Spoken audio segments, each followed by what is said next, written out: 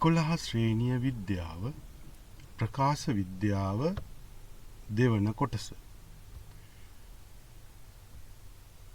අපි පළවෙනි කොටසෙන් ඉගෙන ගත්තේ ආලෝක පරාවර්තනය පිළිබඳ. අපි දෙවෙනි කොටසෙන් ඉගෙන ගන්නවා වක්‍ර දර්පණ වලින් සිදුවන ආලෝක පරාවර්තනය පිළිබඳව. වක්‍ර දර්පණ වලින් සිදුවන ආලෝක පරාවර්තනය. අපි ඉස්සෙල්ලාම හඳුන ගන්නවා වක්‍ර නැත්තම් ගෝලීය දර්පණ කියන්නේ මොනවද කියලා. පරාවර්තන පෘෂ්ඨය වක්‍රව පිහිටන දර්පණ තමා වක්‍ර දර්පණ කියලා කියන්නේ. ඒ වගේම වක්‍ර පෘෂ්ඨය ගෝලයක කොටසක් නම් එම වක්‍ර දර්පණ වලට අපි කියනවා ගෝලීය දර්පණ කියලා.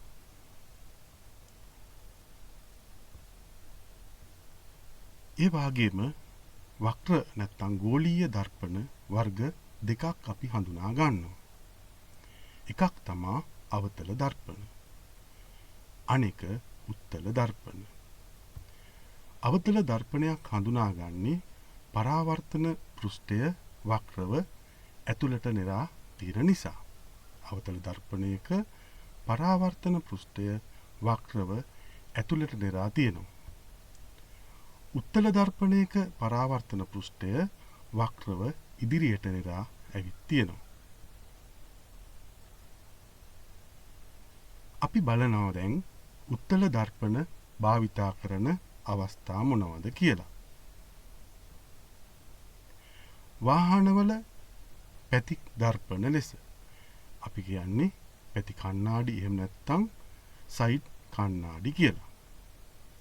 මේ තියෙන්නේ පැති දර්පණ විදිහට උත්තල දර්පණ භාවිතා කරන අවස්ථාවක්. රථයක් පදවනකොට රථයේ දෙපැත්තේ පිටුපස මාර්ගය කුඩාවට පැහැදිලිව රියදුරාට දර්පණ දෙකෙන්ම පේන හන්දා රථය හසුරව ගන්න පහසු වෙනවා. විශාල ප්‍රදේශයක් දර්පණය තුල කුඩාවට පෙනෙන හන්දා රියදුරාට ඒක පහසුවක් වෙනවා. මේ තියෙන්නේ වෙළඳ සැල්වල ආරක්ෂාවට විශාල උත්තර දර්පණයක් සකස් කරලා සවි කරලා තියෙන අවස්ථාව. වෙළඳ සැලේ පාලකයන්ට හැකියාව තියෙනවා විශාල ප්‍රදේශයක් දර්පණය තුලින් නිරීක්ෂණය කරගන්න. ඒ වගේම වංගු සහිත මාර්ගවල දෙපස මාර්ගය ඉදිරියේ යන රියදුරාට දැක ගැනීමට මේ වාගේ විශාල උත්තල දර්පණ සවි කරලා තියෙනවා. වංගු සහිත මාර්ගවල රථ හසුරවන රියදුරන්ට වංගුවට ඉදිරියෙන් මාර්ගය නිරීක්ෂණයට මේ ආකාරයට සවි කරලා තියෙනවා විශාල උත්තල දර්පණ. දැන් අපි බලන්නේ අවතල දර්පණවල භාවිත.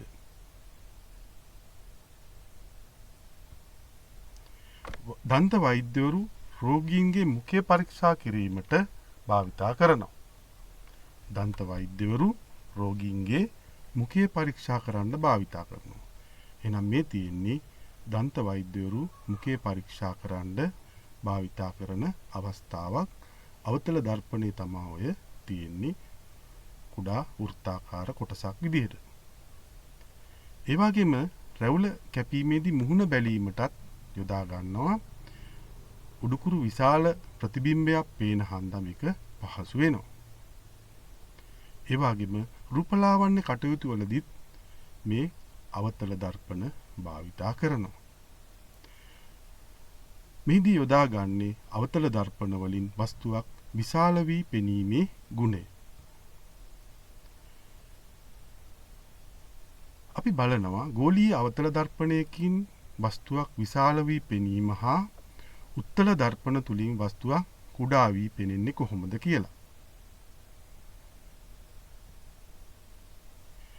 එහෙමනම් මේ අපි හොඳින් දන්නා චෙස්සිත් එක තියෙන්නේ එක පැත්තකින් චෙස්සිත්තව පේනවා කුඩාවට. අනික් පැත්තෙන් විශාලව දර්ශනය වෙනවා. ඒ අනුව වම් පැත්තේ තියෙන්නේ උත්තල දර්පණය. දකුණු පැත්තේ තියෙන්නේ අවතල දර්පණය. උත්තල දර්පණය තුලින් වස්තුවක් කුඩාවට නිරීක්ෂණය වෙන්නේ. අවතල දර්පණයක් තුලින් වස්තුවක් විශාලව නිරීක්ෂණය කරගන්න පුළුවන් ප්‍රතිබිම්බය.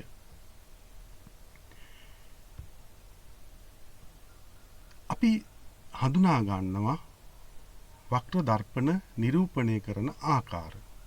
මේ තියෙන්නේ අවතල දර්පණය නිරූපණය කරන ආකාරය. වක්‍ර පෘෂ්ඨය තමයි ඇතුළට නිරාගොස් තියෙන්නේ.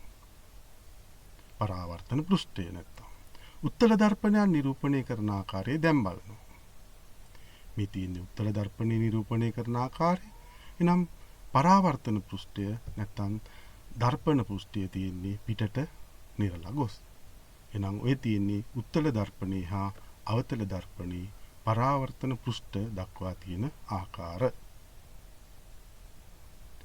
අපි බලනවා උත්තල හෝ අවතල දර්පණයක් නැත්නම් වක්‍ර දර්පණයක් ගෝලයක කොටසක් වෙන්නේ කොහොමද කියලා.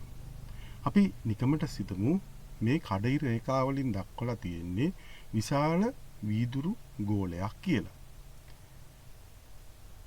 ඒ වීදුරු ගෝලයේ කොටසක්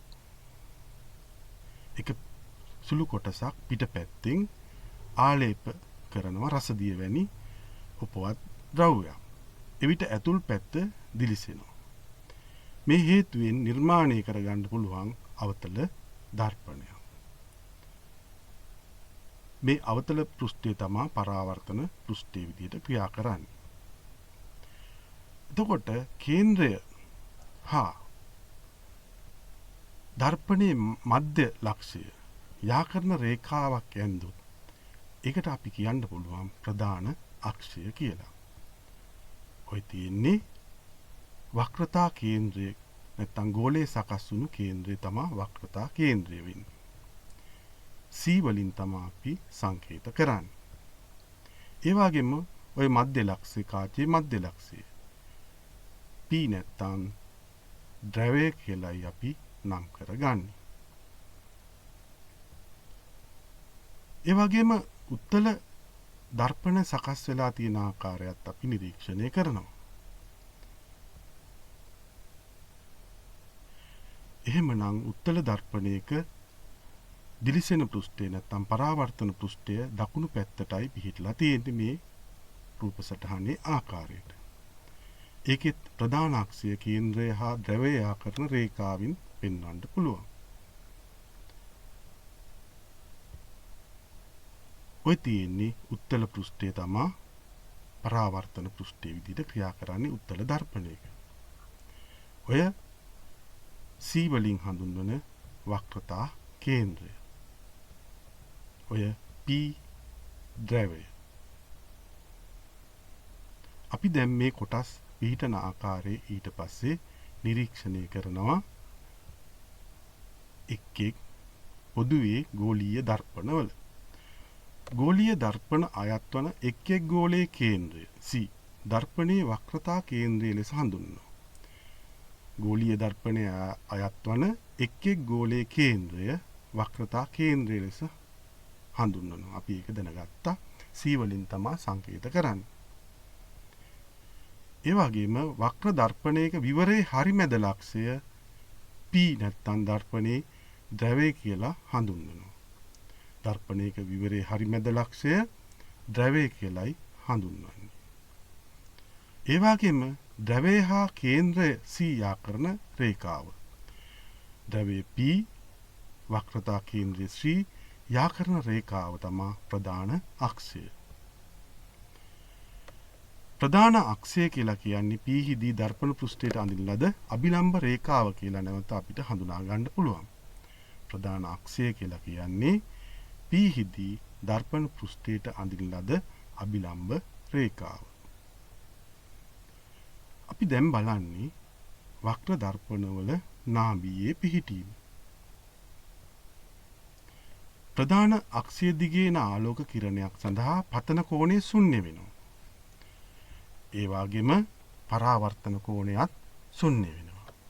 ඒකට හේතුව තමයි ප්‍රධාන අක්ෂය දිගේ දර්පණය වෙත ආලෝක කිරණ එම අක්ෂය දිගේම ආපසු පරාවර්තනය වෙන්නේ. ඒ කියන්නේ පතන කෝණයයි පරාවර්තන කෝණයයි මේ අවස්ථාවේදී බිඳුවක් වෙනවා.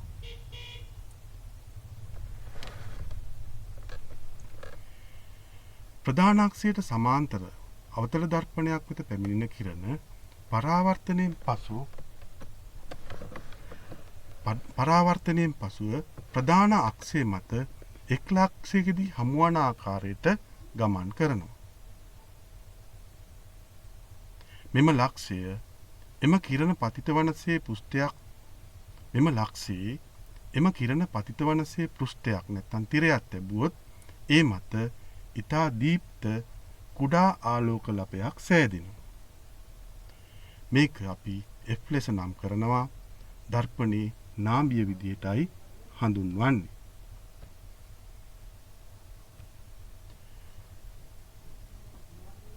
ඊගාවට සමාන්තර ආලෝක කදම්බයක් පරාවර්තනයෙන් පසු අභිසරණය වීම කියන මාතෘකාව අපි සලකා බලනවා.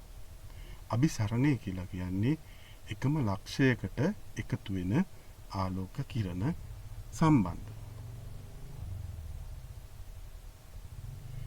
ඔය තියෙන්නේ අවතල දර්පණය.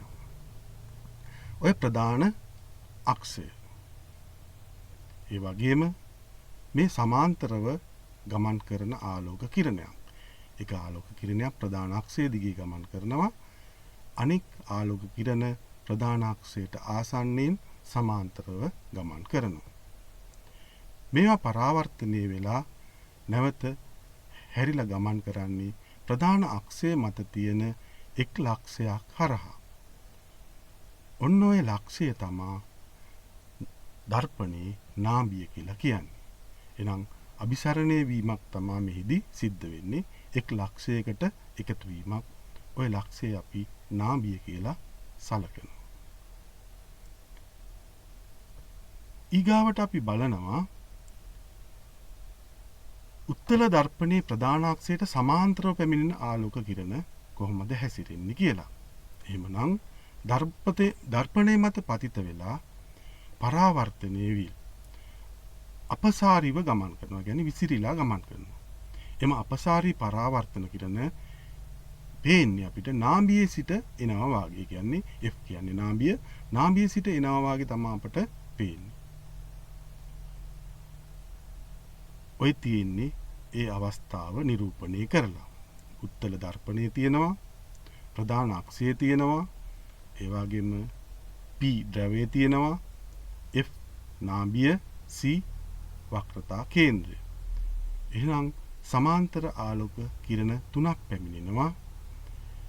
එක ආලෝක කිරණයක් ද්‍රව්‍ය වෙත යොමු වෙනවා. ඒ ආපස්සට පරාවර්තනය වෙනවා. දෙපැත්තෙන් එන ආලෝක කිරණ පරාවර්තනය වෙලා ආපසු ගමන් කරන්නේ පරාවර්තනය වෙන්නේ නාභියෙන් එන ආකාරයට. සමාන්තර ආලෝක කදම්බයක් පරාවර්තනය වීමෙන් පසු අපසරණය වීම තමයි ඔය පෙන්නලා තියෙන්නේ. ඒ වගේම අවතල දර්පණ වලින් සිදුවන පරාවර්තනයත් අපි අධ්‍යයනය කරනවා.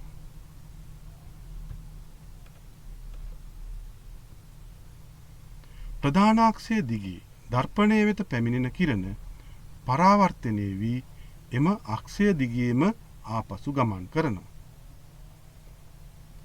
ඔය තියෙන්නේ අවතල දර්පණයක්. ප්‍රධාන අක්ෂය දිගේ දැන් ඔය තියෙන්නේ ප්‍රධාන අක්ෂය. ප්‍රධාන අක්ෂය දිගේ දර්පණය වෙත පැමිණෙන කිරණ පරාවර්තනය වෙලා එම අක්ෂය දිගේම ආපසු ගමන් කරනවා. ප්‍රධාන අක්ෂය P ද්‍රව්‍ය වෙත යොමු වෙන්නේ. ඔන්න ප්‍රධාන අක්ෂය දිගේ ආලෝක කිරණය පැමිණියා. හරියට තල දර්පණයකත් මේ ආකාරයෙන්මයි එම අක්ෂය දිගේම ආපසු පරාවර්තනය වෙලා යනවා. ඊගාවට අපි බලන්නේ ද්‍රව්‍ය හරහා P කියන්නේ ප්‍රධාන අක්ෂ ද්‍රව්‍ය කියන්නේ P ප්‍රධාන අක්ෂයට ඇඳි අභිලම්බ රේඛාවෙන් දර්පණ තලයෙන් පරාවර්තනය වන ලෙස තමයි කිරණය අපි අඳින්නේ. ද්‍රව්‍ය කියන්නේ P ප්‍රධාන අක්ෂයට ඇති අභිලම්බ රේඛාවෙන් දර්පණ තලයෙන් පරාවර්තනය වන ආකාරයට තමයි අපි කිරණය අඳින්නේ, පරාවර්තනය වන කිරණය අඳින්නේ. ඒ වගේම අවතල දර්පණයක ප්‍රධාන අක්ෂයට සමාන්තරව පැමිණෙන කිරණ ගමන් කරන ආකාරය බලනවා. අපි එහෙනම් අවතල දර්පණයක් ගේනවා. ඔය තියෙන්නේ ප්‍රධාන අක්ෂය, ඒ වගේම P ද්‍රවය, ඔය ප්‍රධාන අක්ෂයට සමාන්තරව ගමන් කරන ආලෝක කිරණය. එහෙනම් ප්‍රධාන අක්ෂය මත තියෙන ලක්ෂයක් තුලින් හරහා තමයි ගමන් කරන්නේ.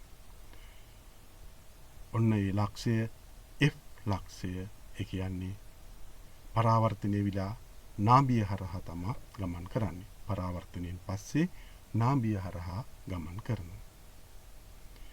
ඊගාවට නාභිය හරහා අවතල දර්පණයක් වෙත පැමිණෙන කිරණ අපි බලනවා. අවතල දර්පණයක නාභිය හරහා එන කිරණය අපි බලනවා.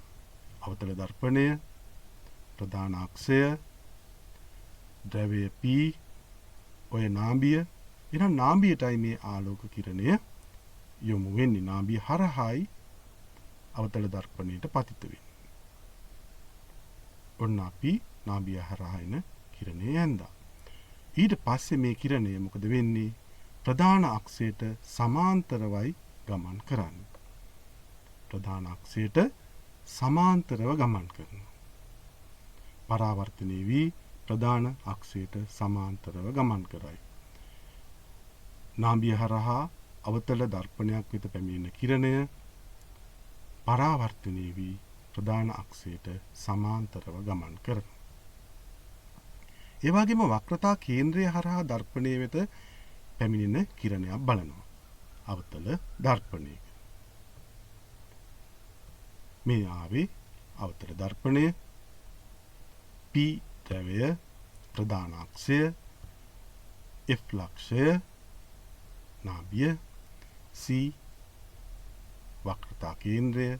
දැන් වක්‍රතා කේන්ද්‍රය හරහා එන ආලෝක කිරණයක් තමයි සලකන්නේ. මේක අපි දන්නවා අභිලම්බවයි පතිත වෙන්නේ දර්පණයේ කිසියම් පෘෂ්ඨයක. එහෙනම් මේක අභිලම්බව පතිත වෙන හන්දා ඒ මාර්ගයේම ආපසු ගමන් කරනවා. ඔය ආකාරයට. ඔය ඔතන සාදන්නේ වක්‍රතා කේන්ද්‍රය හරහාම පරාවර්තනය වෙලා යනවා. වක්‍රතා කේන්ද්‍රයේ සිට දර්පණ පෘෂ්ඨයට අදින ඕනෑම රේඛාවක් දර්පණ පෘෂ්ඨයට ලම්බක නිසායි එහෙම වෙන්නේ. ඔය ලම්බ බව පෙන්නලා තියෙන දෙපැත්තම නැත්තම් වටේටම ලම්බකව පිහිටලා තියෙනවා. ඊගාවට ප්‍රධාන අක්ෂයට යම් කෝණයකින් ආනතව දර්පණයේ ද්‍රව්‍ය වෙත පැමිණෙන කිරණත් අපි නිරීක්ෂණය කරනවා. ප්‍රධාන අක්ෂයකට යම් කෝණයකින් ආනතව ද්‍රව්‍ය වෙතයි එන්නේ ආලෝක කිරණය. මේ අවතල දර්පණය, ප්‍රධාන අක්ෂය, ද්‍රවය, ඔන්න ආලෝක කිරණයක් ද්‍රව්‍ය වෙත යොමු වුණා. එහෙනම් මොකද වෙන්නේ? මේ ආලෝක කිරණය, ඔය තියෙන පතන කිරණය, ඔය විදිහට පරාවර්තනය වෙනවා. පරාවර්තන කිරණයේ විදිහට මෙහිදී එම කෝණයට සමාන කෝණයකින් යුතුව පරාවර්තනය වෙනවා. මේ තියෙන්නේ I විදිහට සලකන පතන කෝණය. මේ R විදිහට සලකලා තියෙන පරාවර්තන කෝණය.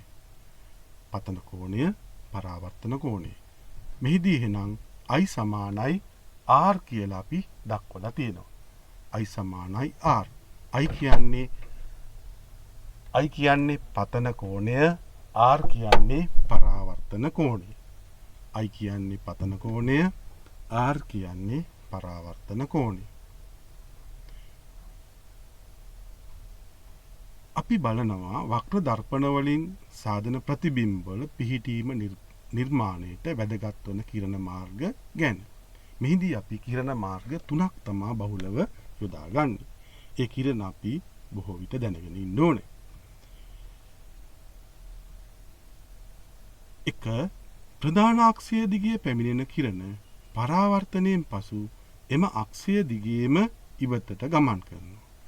ප්‍රධාන අක්ෂය දිගේ පැමිණෙන කිරණ පරාවර්තනයෙන් පසු එම අක්ෂය දිගේම ඉවතට ගමන් කරනවා. දෙවෙනි කිරණය ප්‍රධාන අක්ෂයට සමාන්තරව පැමිණෙන කිරණ පරාවර්තනයෙන් පස්සේ නාභිය හරහා ගමන් කරනවා.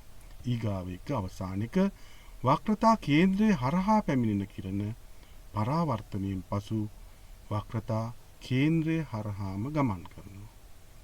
අපි ආයෙත් බලමු. ප්‍රධාන අක්ෂය දිගේ පැමිණෙන කිරණ පරාවර්තනයෙන් පසු එම අක්ෂය දිගේම ඉවතට ගමන් කරනවා. අපි මේක දැනගත්තා. ඒ වගේම ප්‍රධාන අක්ෂයට සමාන්තරව පැමිණෙන කිරණ පරාවර්තනයෙන් පසු නාභිය හරහා යනවා. මේකත් අපි දැනගත්තා. වක්‍රතා කේන්ද්‍රය හරහා කියන්නේ C හරහා පැමිණෙන කිරණ පරාවර්තනයෙන් පසු C හරහාම කියන්නේ වක්‍රතා කේන්ද්‍රය හරහාම ආපසු ගමන් කරනවා. අපි දැන් අවතල දර්පණ වලින් සෑදෙන ප්‍රතිබිම්බ පිළිබඳව සොයා බලනවා. දැන් අපි විවිධ ස්ථානවල අවතල දර්පණයක් ඉදිරියේ විවිධ ස්ථානවල වස්තුව තබමින් ප්‍රතිබිම්බය සෑදෙන ආකාරය සොයා බලන්නයි සූදානම් වෙන්නේ.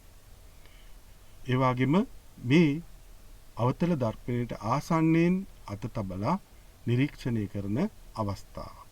ඒ අනුව අපිට පේනවා අතාත්වික උඩුකුරු විශාල ප්‍රතිබිම්බයක් දකින්න බව.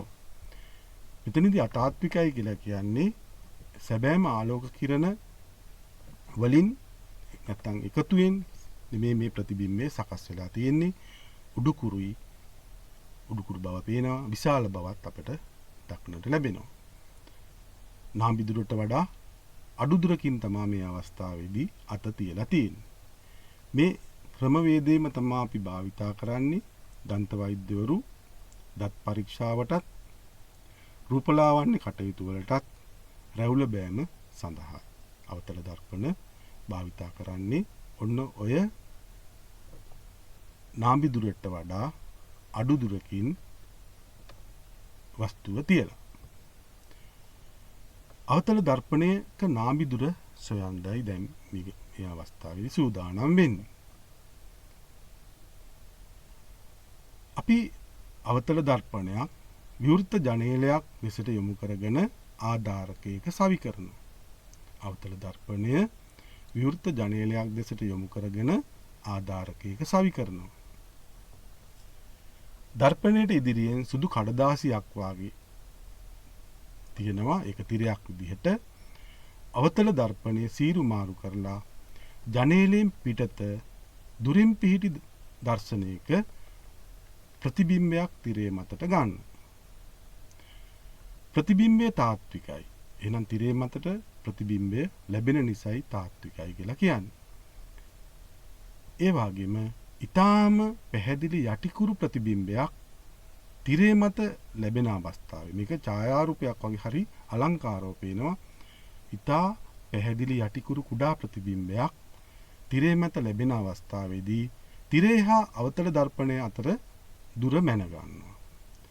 ඒක තමයි දල නාභීය දුර කියලා කියන්නේ. දුරින් වස්තුක එන්නේ සමාන්තර ආලෝක හන්දා අවතල දර්පණයක නාභීය දුරට මේක සමාන වෙනවා. දැන් ඡායාරූපයක් වාගේ ප්‍රතිබිම්බය ලැබුණු අවස්ථාවේ. එහෙනම් අපි ආයෙත් ඒක බලනවා. දුරින් පිහිටි වස්තුවකින් එන කිරණ එකිනෙකට සමාන්තරයි. අවතල දර්පණයේ සිට ප්‍රතිබිම්බයට ඇති දුර ආසන වශයෙන් නාභීය දුර කියලායි අපි කියන්නේ. ඒ අනුව ඒක දල නාභීය දුර කියලායි අපි නම් කරන්නේ. එහෙනම් මේ ඉහත පරීක්ෂණයේ රූපය.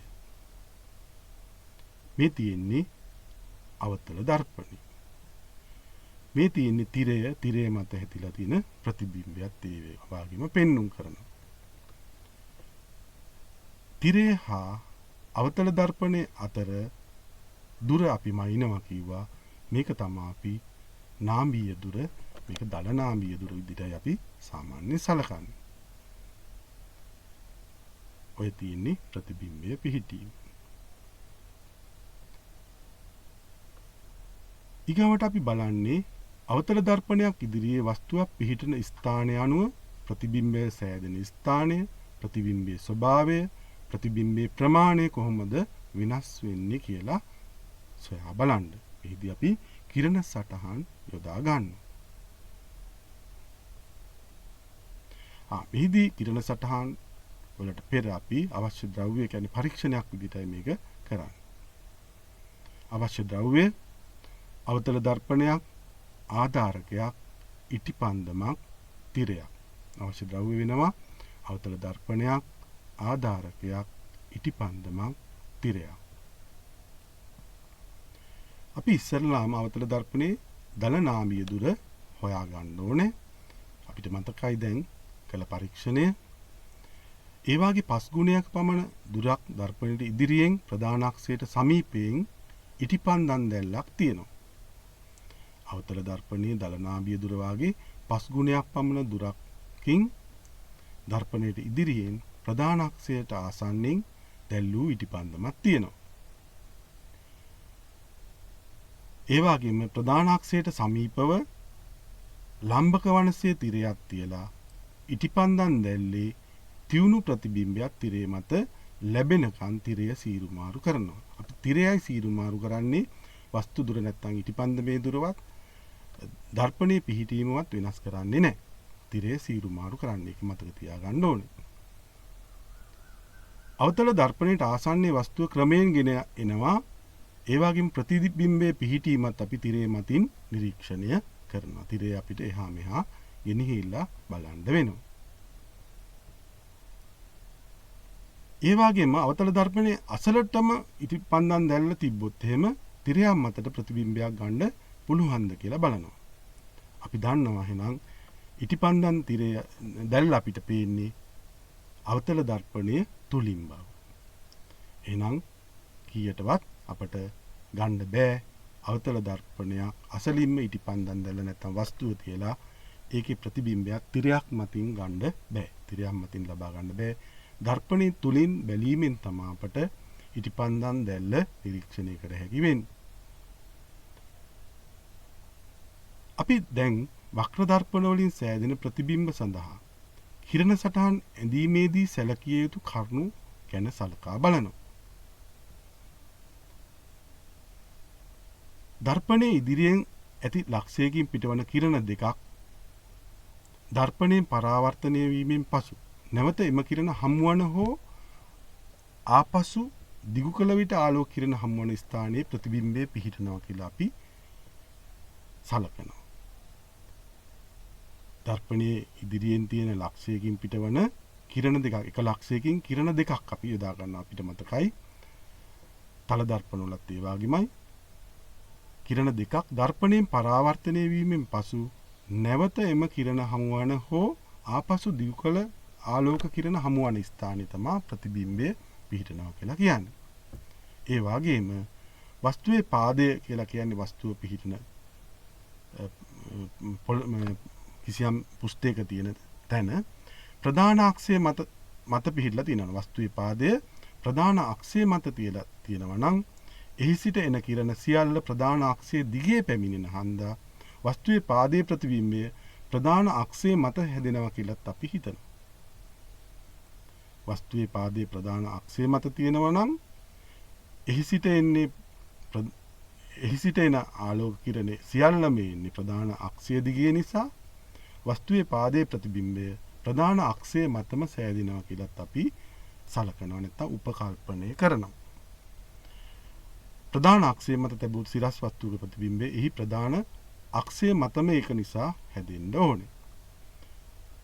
සිරස් වස්තුවක් ප්‍රධාන අක්ෂය මත තිබුණොත් ප්‍රධාන අක්ෂය මතම ඒ වස්තුව සිරස්ව පිහිටන්න ඕනේ කියන එක තමයි මෙහිදී කියවෙන්නේ.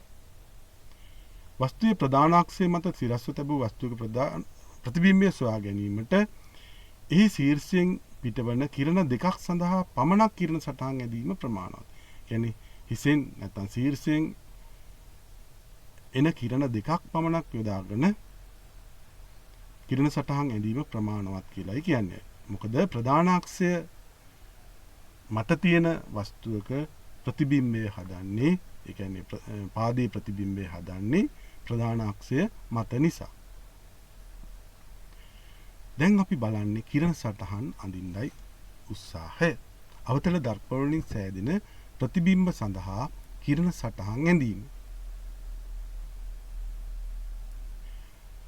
නාභිය හා දර්පණය අතර වස්තුව තබා ඇති විට දර්පණය අපිට මතකයි අවතල දර්පණය නාභිය කියලා කියන්නේ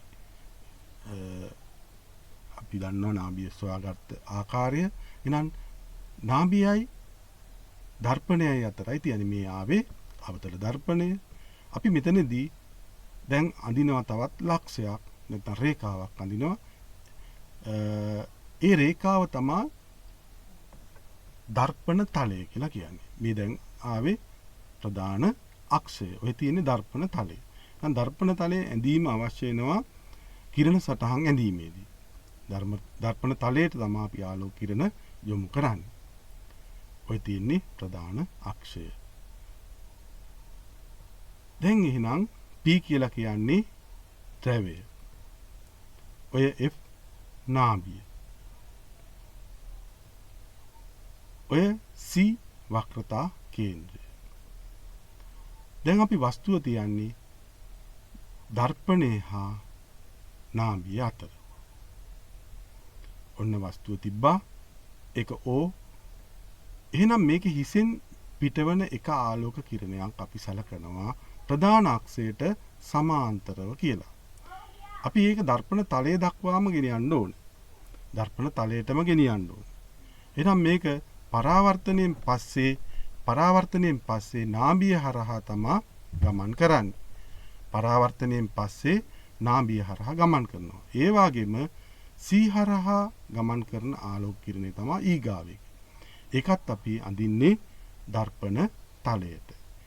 ඒක අපි දන්නවා ලම්බකව පතිත වෙන හන්දා ඒ මාර්ගයේම ආපසු ගමන් කරනවා කියලා. ඒ මාර්ගයේම ආපසු ගමන් කරනවා. අපි මේ කිරණ දෙක අතර ඇහැ තියලා බලනකොට ඒ කියන්නේ මේ කිරණ දෙක එකිනෙක ඈත් වෙමින් තමයි ගමන් කරන්නේ. මේ කිරණ දෙක අතර ඇහැ තියලා බැලුවොත් එහෙම මේ කිරණ දෙක එකට යා කරන ස්ථානයේ තමයි අපට ප්‍රතිබිම්බයක් හමුවන්නේ. යා වෙලා එකිනෙක මුණ ගැසෙන ස්ථානයේ ඡේදනය වෙන ස්ථානයේ. එහෙනම් ප්‍රතිබිම්බයක් ලැබෙනවා උඩුකුරුයි. දර්පණයේ තුලින් තමයි බලන්න ඕනේ. තිරයකට ගන්න බෑ. මොකද සැබෑම ආලෝක කිරණ එකතු වීමෙන් නෙමෙයි මේක හැදිලා තියෙන්නේ. ඒක නිසා අතාත්විකයි. ඒ වගේම විශාල බව පේනවා. ඔය I කියන ස්ථානයේ තමයි හැදිලා තියෙන්නේ. වස්තුවට වඩා විශාලයි, අතාත්විකයි, උඩුකුරුයි. එහෙනම් අපි දන්නවා රැවුල කැපීමේදී මුහුණ බැලීමටත්, දන්ත වෛද්‍යවරු දත් පරීක්ෂා කිරීමටත්, රූපලාවන්‍ය කටයුතු වලටත් අවතල දර්පණ යොදාගන්නේ මේ අවස්ථාවේදී. ඒ කියන්නේ වස්තුව අපි ගෙනියනවා නාභිය හා දර්පණය අතරට.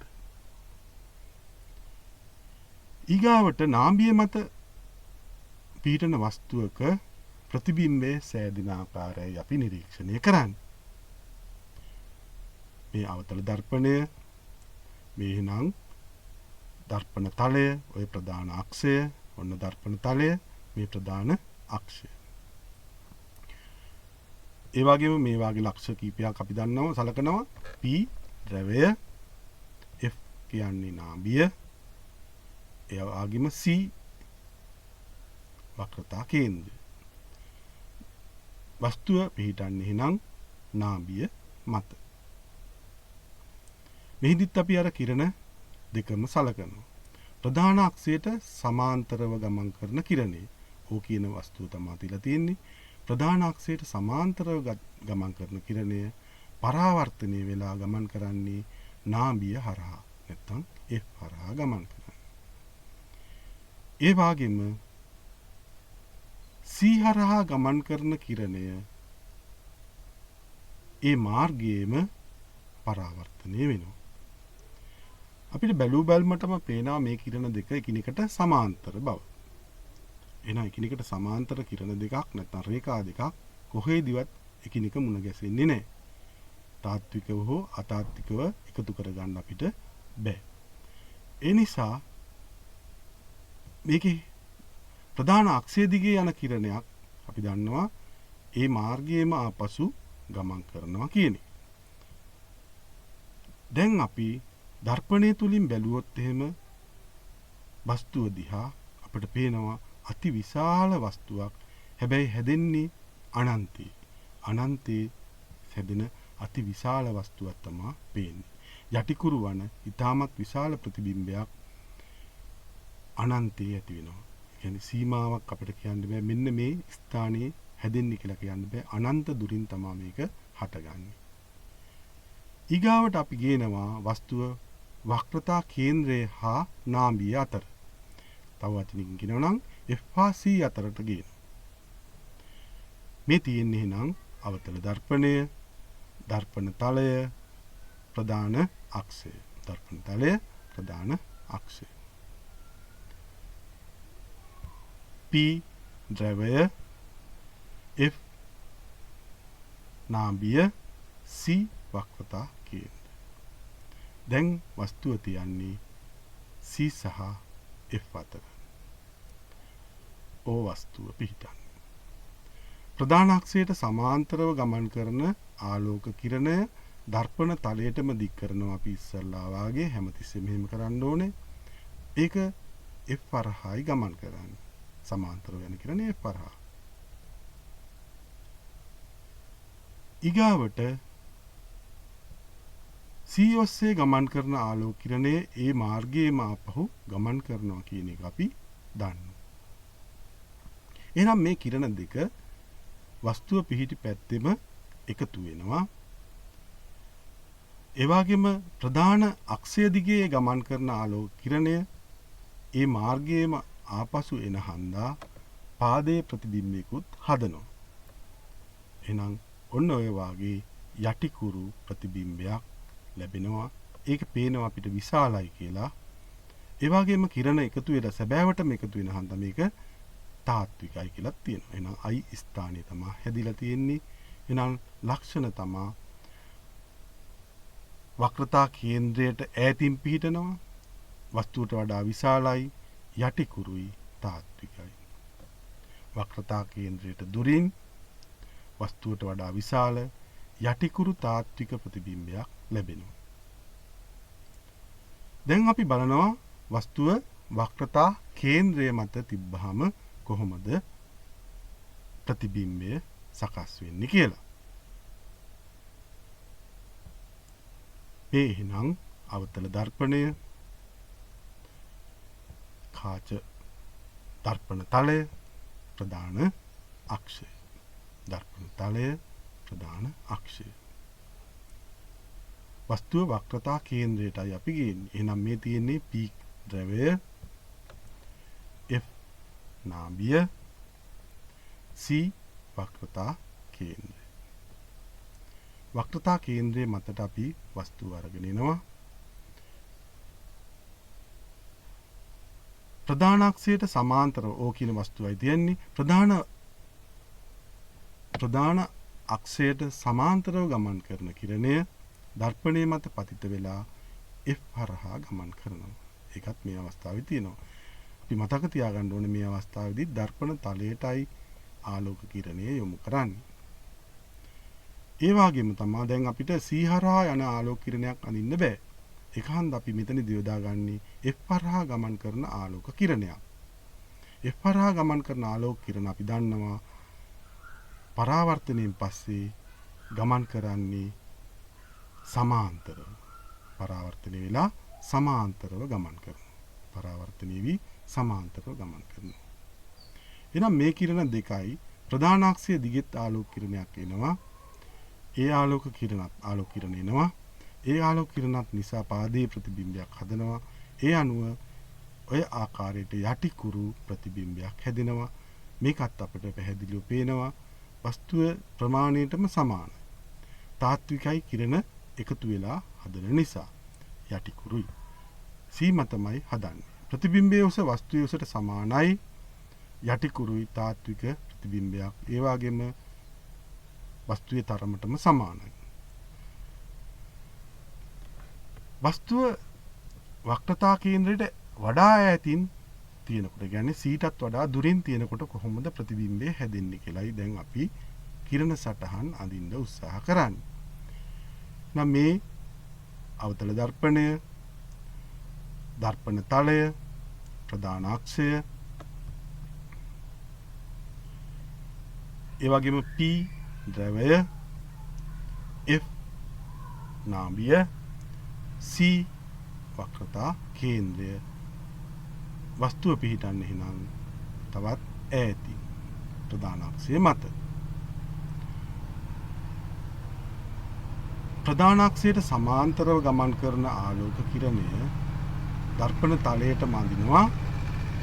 දර්පණයේ වැදිලා පරාවර්තනය වෙලා නාභිය හරහායි ගමන් කරන්නේ. මේකත් මුල් අවස්ථාවේදී වාගෙම නාභිය හරහා ගමන් කරනවා. ඒ වගේම C ඔස්සේ ගමන් කරන කිරණය ඔන්න ඔය ආකාරයට ඒ මාර්ගයේම ආපසු ගමන් කරනවා. ඒ මාර්ගයේම ආපසු ගමන් කරනවා. ඒ වගේම ප්‍රධාන අක්ෂය දිගේ ගමන් කරන ආලෝක කිරණය දර්පණයේ මත පතිත වෙලා ඒ මාර්ගයේම ආපසු ගමන් කරනවා. අර හිසෙන් ගමන් කළ ආලෝක කිරණ දෙක එකිනෙක ඡේදනය වෙනවා එක් ස්ථානයක F C අතර. එහෙනම් ඒ ස්ථානයේ ප්‍රධාන අක්ෂය මත යටි කුරු ප්‍රතිබිම්බයක් හදනවා. මේකත් අපිට විස්තර කරන්න පුළුවන්. යටි කුරු බව පේනවා, කුඩායි. ඒ වගේම කිරණ එකතු වීමෙන් සෑදෙන හන්දා නැත්නම් තිරයකට ගන්න පුළුවන් හන්දා මේකට අපි කියන්නේ තාත්වික ප්‍රතිබිම්බයක් කියලා. ප්‍රතිබිම්බයේ සෑදෙන්නේ C හා F අතර. වස්තුවට වඩා කුඩායි නැත්නම් ඌනිත කියලා කියනවා යටිකුරු තාත්වික ප්‍රතිබිම්බයක්. අපි බලනවා දැන් වස්තුව ඊට ඈතින් ඇති විට ප්‍රතිබිම්බය හැදෙන්නේ කොහොමද කියලා. මේකට අදාළ කිරණ සටහන් අපට අධ්‍යයනය කරන්න නැහැ.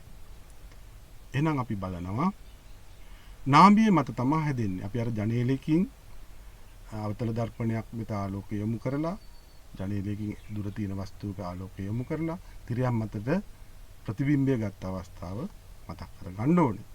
නාභිය මත ප්‍රතිබිම්බය හැදෙන්නේ දර්පණයේ සිට වස්තුව පිහිටි පැත්තෙම තමයි ප්‍රතිබිම්බය පිහිටන්නේ. වස්තුවට වඩා ඊටාත්ම කුඩායි. ඒ වගේම යටි කුරුයි. තිරයක් මතට ගත හැකි ප්‍රතිබිම්බයක්. ඒ කියන්නේ තාත්වික ප්‍රතිබිම්බයක්. එහෙනම් වස්තුව ඊටා ඈතින් ඇති විට නාභිය මත ප්‍රතිබිම්බය හදනවා. දර්පණයේ සිට වස්තුව පිහිටින පැත්තෙම පිහිටනවා.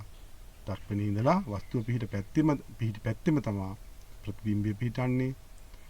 වස්තුවට වඩා ඊටාත්ම කුඩායි, යටි කුරුයි. තිරයක් මතට ගන්න පුළුවන් හන්දා තාත්විකයි කියලායි කියන්නේ.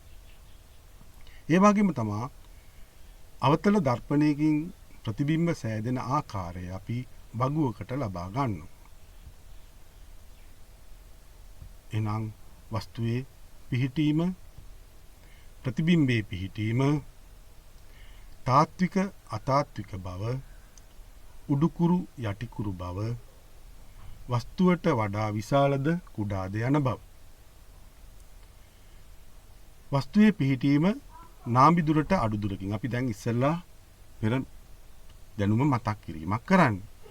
නාභි දුරට අඩු දුරකින් වස්තුව තිබ්බහම ප්‍රතිබිම්බය තියෙන්නේ දර්පණයේ සිට වස්තුවට ඇති දුරට වඩා වැඩි දුරකින් දර්පණය තුලින් බැලීමෙන් තමයි පේන්නේ.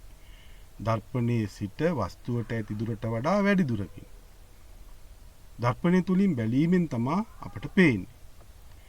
මේක අතාත්වික ප්‍රතිබිම්බයක් තිරයට ගන්න බෑ. ඒ වගේම උඩුකුරුයි වස්තුවට වඩා විශාලයි. එහෙනම් මතකයි අපිට දන්ත වෛද්‍යවරු දත් පරීක්ෂා කරන්නත්, රැවුල බෑමටත්, රූපලාවන්‍ය කටයුතු වලට යොදාගන්නේ මේ අවස්ථාව බව. ඒ වගේම අපි වස්තුව නාභිය මත තියෙනවා. එහෙනම් ප්‍රතිබිම්බය හැදෙන්නේ අනන්තයේ සෑදෙන ප්‍රතිබිම්බවල විස්තර අපි දෙන්නේ නැහැ. මොකද අති විශාල ප්‍රතිබිම්බයි හැදෙන්නේ. ඒ නිසා මෙහි විස්තර අපි සාමාන්‍යයෙන් සටහන් කරන්නේ නැහැ.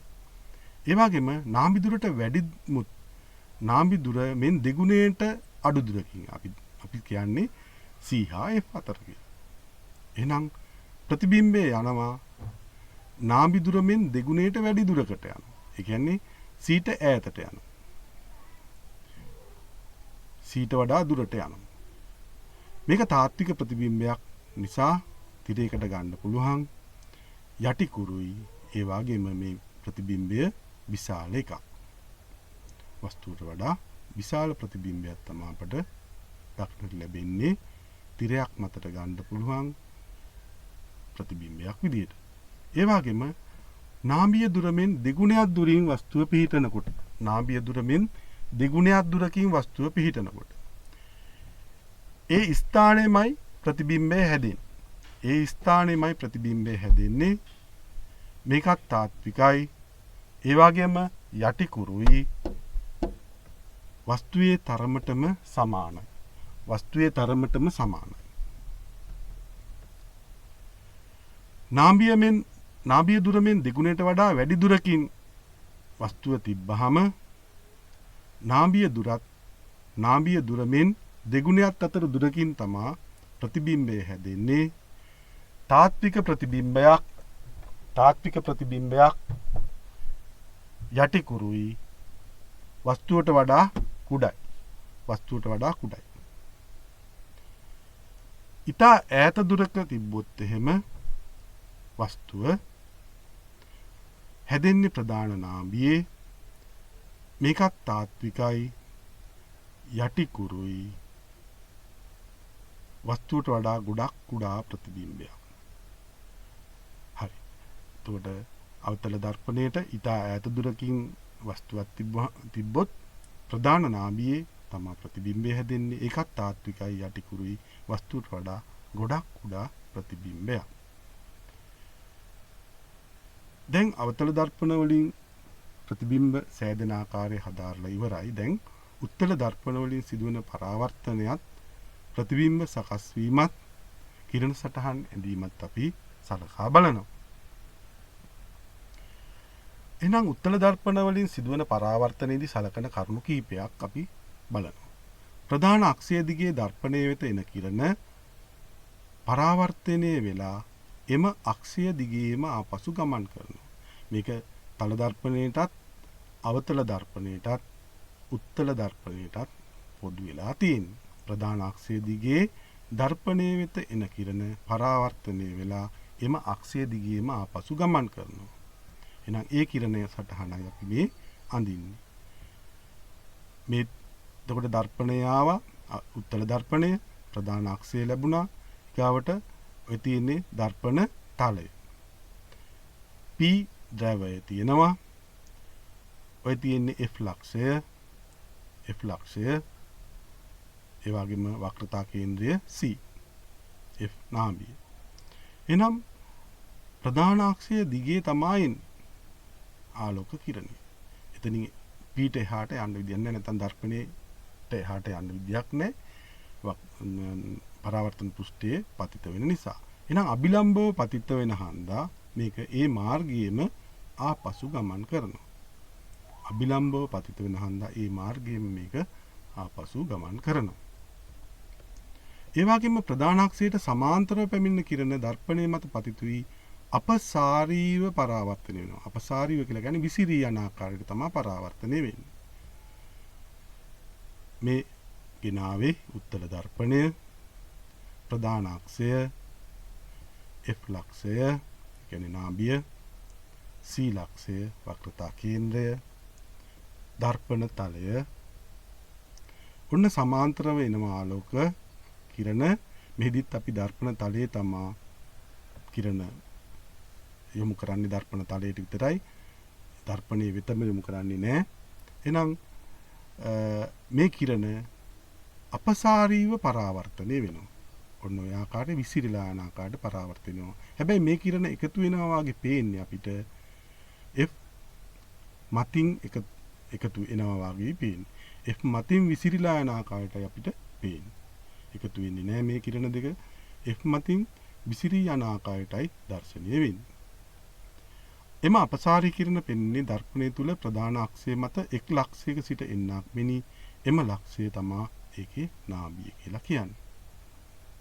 ප්‍රධාන අක්ෂයට සමාන්තරව පැමිණෙන කිරණ දර්පණය මත පතිත වී අපසාරීව පරාවර්තනය වෙනවා. එම අපසාරී කිරණ පෙනෙන්නේ දර්පණය තුල ප්‍රධාන අක්ෂය මත එක් ලක්ෂයක සිට එන ආකාරයට. එම ලක්ෂය තමා ඒකේ නාභිය කියලා කියන්නේ. ඒ වගේම නාභිය වෙත යොමු පැමිණෙන කිරණ බලනවා. F වෙත එන කිරණය. මේ උත්තල දර්පණය ප්‍රධාන අක්ෂය F ලක්ෂය C ලක්ෂය වක්‍රතා කේන්ද්‍රය F නාභිය දර්පණ තලය ඔන්න යොමු වෙන්නේ ආලෝක කිරණය Fට එල්ල වෙන ආකාරයට. Fට එල්ල වෙන විදිහටයි ගමන් කරන්නේ. එහෙනම් මේක සමාන්තර වෙනවා. ප්‍රධාන අක්ෂයට සමාන්තරවයි මේ කිරණ ගමන් කරන්නේ. F වෙත තමයි මේ ආලෝක කිරණ යොමු වෙන්නේ. ප්‍රධාන අක්ෂයට සමාන්තරව ගමන් කරනවා. මේ උත්තල දර්පණයක පරාවර්තනය වී ප්‍රධාන අක්ෂයට සමාන්තරව ගමන් කරයි. වක්‍රතා කේන්ද්‍රය වෙත යොමුව පැමිණෙන කිරණ. එහෙනම් වක්‍රතා කේන්ද්‍රය කියන්නේ C. අර ගෝලයක් අවතල දර්පණයක් උත්තල දර්පණයක් ගෝලයක කොටසක් නම් ගෝලයේ හැදුණු කේන්ද්‍රයටයි මේ යොමු වෙන්නේ. එහෙනම් අභිලම්බව තමා දර්පණය මත පතිත වෙන්න ඕනේ. බලමු වක්‍රතා කේන්ද්‍රය වෙත යොමු වෙන කිරණය. මේ එහෙනම් උත්තල දර්පණය ප්‍රධාන අක්ෂය දර්පණ තලය P ද්‍රවය F නාභිය වක්‍රතා කේන්ද්‍රය. එහෙනම් ආලෝක කිරණය එන්නේ C වෙත නැත්නම් වක්‍රතා කේන්ද්‍රයට. අපි මේකත් අඳින්නේ දර්පණ තලයට විතරයි. එහෙනම් ආලෝක කිරණය යොමු වෙනවා C මත. ඒ මාර්ගයේම ආපස්සට පරාවර්තනය වෙනවා. ඒ කියන්නේ C වෙත යොමු වෙන කිරණය ඒ මාර්ගයේම ආපසු පරාවර්තනය වෙනවා. පරාවර්තනය වී ආපසු එම මාර්ග දිගේම ගමන් කරයි. වක්‍රතා කේන්ද්‍රයේ සිට දර්පණ පෘෂ්ඨයට අදින ඕනෑම රේඛාවක් දර්පණ පෘෂ්ඨයට ලම්බක වීමයි මේකට හේතු වෙන්නේ. දැන් අපි බලනවා උත්තල දර්පණ වලින් සෑදෙන ප්‍රතිබිම්බ ගැන. දැන් මෙන්න අවතල දර්පණ වාගේ නෙමේ උත්තල දර්පණයක් ඉදිරියේ කවර දුරකින් වස්තුවක් තබා බැලුවත් එම වස්තුවට වඩා කුඩා උඩුකුරු අතාත්වික ප්‍රතිබිම්බයක් තමයි පේන්නේ. අවතල දර්පණ වල වාගේ විශාල පරිමාණයේ නැත්නම් විශාල පරාසයක ප්‍රතිබිම්බ ඇති කරන්නේ නැහැ. උත්තල දර්පණයක් ඉදිරියේ කවර දුරකින් වස්තුවක් ලැබුවත් එම වස්තුවට වඩා කුඩා උඩුකුරු අතාත්වික ප්‍රතිබිම්බයක් තමයි පේන්නේ අපිට දර්පණය තුලින්. ඔය තියෙන්නේ උත්තල දර්පණයකින් ප්‍රතිබිම්බ ලබන අවස්ථාව. අපි මේ පරීක්ෂණය කරන්නයි සූදානම් වෙන්නේ. මේ මේස ලෑල්ලක් මේසයක්. අපි මේකට ගේනවා උත්තල දර්පණය. දැල්ලු ඉටිපන්දමක් මේක ඉදිරියේ තිබ්බහම දර්පණය තුල අපිට පේනවා කුඩා ප්‍රතිබිම්බයක්. ඉටිපන්දම් දැල්ලට වඩා කුඩා ප්‍රතිබිම්බයක් දර්පණය තුලින් පේනවා. අපි මේ ප්‍රතිබිම්බය පිහිටීම වෙනස් කරනවා, ඈත් කරනවා. එතකොට දර්පණය තුල ප්‍රතිබිම්බය තවත් කුඩා වෙලා පේනවා. කොයි ස්ථානයක තිබ්බත් අපට පේන්නේ දර්පණය තුලින්මයි ප්‍රතිබිම්බය පේන්නේ. සෑම විටම කුඩා ප්‍රතිබිම්බයක්මයි දක්නට ලැබෙන්නේ. ඉටිපන්දම් දැල්ලේ කිසිම පිහිටීමක් සඳහා තිරයක් මතට ප්‍රතිබිම්බයක් ලබා ගන්න බෑ. ඒ වගේම අපි තිරයක් එහා මෙහා කරලා බලන ඔය දර්පණය ඉටිපන්දම අතර හෝ ඊට මෙහා මේස කොටස අතර අපි තිරයක් එහා මෙහා කරලා බලනවා. අපිට කිසිම පිහිටීමකදී තිරයක් මතට ප්‍රතිබිම්බයක් ලබා ගැනීමේ හැකියාවක් නැහැ. ඒ අනුව මේ හැදෙන ප්‍රතිබිම්බ දර්පණය තුලින් බලලමයි අපිට ප්‍රතිබිම්බය නිරීක්ෂණය කරන්න වෙන්නේ. ඒ අනුව අතාත්වික ප්‍රතිබිම්බයක්. උත්තල දර්පණ තුලින් ප්‍රතිබිම්බ ලබා ගැනීමට උත්තල දර්පණ තුලින්ම වස්තුව දිහා බලන්න වෙනවා. කුඩා උඩුකුරු අතාත්වික ප්‍රතිබිම්බ තමා සෑම විටම දකින්න ලැබෙන්නේ. අපි දැන් උත්තල දර්පණයක් ඉදිරියේ තබා ඇති වස්තුවකින් ප්‍රතිබිම්බයක් සෑදෙන ආකාරය නිරීක්ෂණය කරනවා. මේ එහෙනම් උත්තල දර්පණය. ප්‍රධාන අක්ෂය F. ඒ වගේම C වක්‍රතා කේන්ද්‍රය F නාභිය. දැන් අපි දර්පණ තලයේ ඇඳා මේ තියෙන්නේ කිසියම් දුරකින් තියෙන වස්තුවක්. සමාන්තරව ගමන් කරන ආලෝක කිරණය ප්‍රධාන අක්ෂයට සමාන්තරව ගමන් කරන ආලෝක කිරණය දර්පණ තලයේ මතට තමයි ගේන්නේ. අපි දන්නවා මේක F හරහා යන ආකාරයට පරාවර්තනය වෙනවා. F ඔස්සේ එන ආකාරයට දකින ආකාරයට පරාවර්තනය වෙනවා. F ඔස්සේ යන විදිහට නෙමෙයි F වලින් එන ආකාරයට දර්ශනය වෙන විදිහටයි පරාවර්තනය වෙන්නේ. ඒ වගේම C වෙත යොමු වෙන ආලෝක කිරණය අපි දන්නවා අභිලම්බව පතිත වෙන්නේ එම මාර්ගයේම ආපහු ගමන් කරනවා. මේ කිරණ එකක්වත් දර්පණය තුලින් ගමන් කරන්නේ නැහැ. එහෙනම් මේ කිරණ C වෙතට යොමු වෙන හන්දා මෙන්න මේ කිරණ දෙක එකට ඡේදනය වෙනවා වාගේ පේන ස්ථානෙ හැදෙනවා කුඩා උඩුකුරු අතාත්වික ප්‍රතිබිම්බයක්. දර්පණය තුලින් කුඩා උඩුකුරු අතාත්වික ප්‍රතිබිම්බයක් තමයි හැම වෙලාවෙම පේන්නේ. ඒක පේන්නේ දර්පණය හා F අතර. ඒ කියන්නේ නාභිය හා දර්පණය අතරයි දක්නට ලැබෙන්නේ. එහෙනම් මේ උත්තල දර්පණයක් ඉදිරියේ තබා ඇති වස්තුවකින් ප්‍රතිබිම්බ සෑදෙන ආකාරය වස්තුව කොමුණ ස්ථානයේ තිබුණත් ප්‍රතිබිම්බයේ ලක්ෂණ තමා දර්පණය තුලින් දකින්නේ කුඩා උඩුකුරු අතාත්වික ප්‍රතිබිම්බයක්. ඒ වගේම අපි ඊළඟට 11 ශ්‍රේණිය විද්‍යාව ප්‍රකාශ විද්‍යාවේ තෙවන කොටස එක්කලා හමු වෙනවා. ඒ සඳහා ඔබට සම්බන්ධ වීම අවශ්‍ය නම් අමතක කරන්න එපා. අපිව subscribe කරන්න. ඒ වගේම bell icon එක press කරන්න. එහිදී අපි ඉගෙන ගන්න තෙවන කොටසදී ආලෝක වර්ධනය පිළිබඳ. එතෙක් සුබ දවසක්.